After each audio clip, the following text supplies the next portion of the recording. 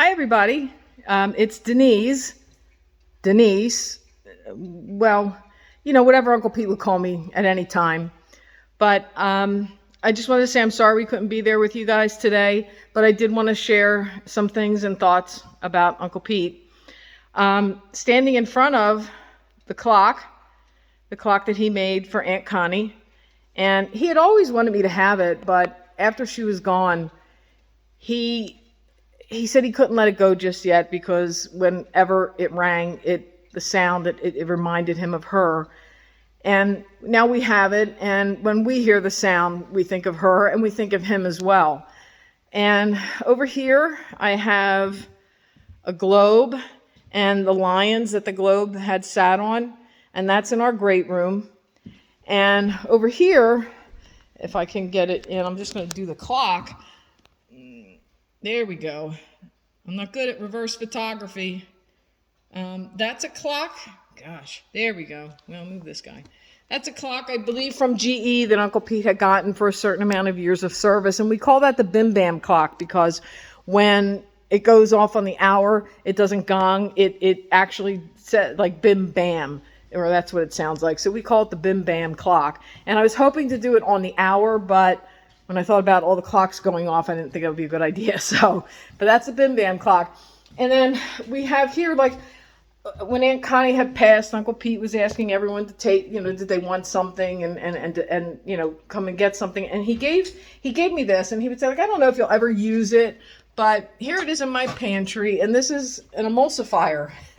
Stupid little thing, but I use it constantly. And I've told both Peter and Mary that every time I do use it, I think of both of them. I just constantly, we have so much here of them and use it and appreciate it and love it and think of them.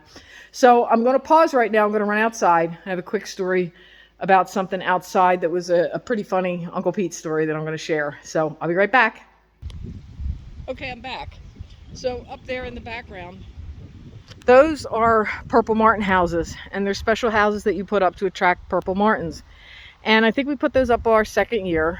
And it was one weekend Uncle Pete was staying at my parents', and they came over on Saturday, and they were outside. They came in, and Uncle Pete was asking, what are those houses? And I was explaining to him they're Purple Martin houses, and that we had put them up a little bit later than you normally would to attract them, and we weren't sure if we were going to ever, get them this year, that we might have to wait till next year. And he says, no, you have birds. I was like, really? And he's like, yeah, you have birds out there. We just saw them. And I was like, are you kidding? So we come running out to come and see the birds. I said, you think they'll still be there? And he says, no, they were sitting there. They're there. And we come out, and I don't know if you could see up there, but there's two decoys usually standing up.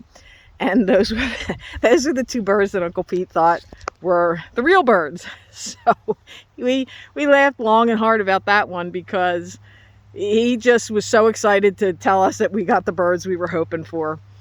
So look, we all miss Aunt Connie and Uncle Pete. And for me, they were my second set of parents. I love them both. And I'm just so happy to have so many things here that I can look at and remember both of them all the time.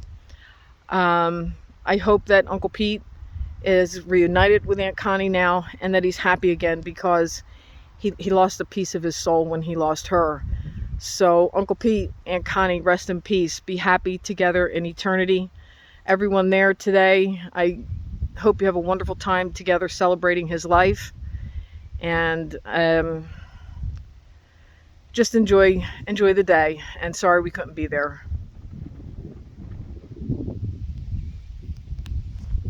Oh, and one more thing. For those of you that don't know, the tide comes in and then the tide goes out.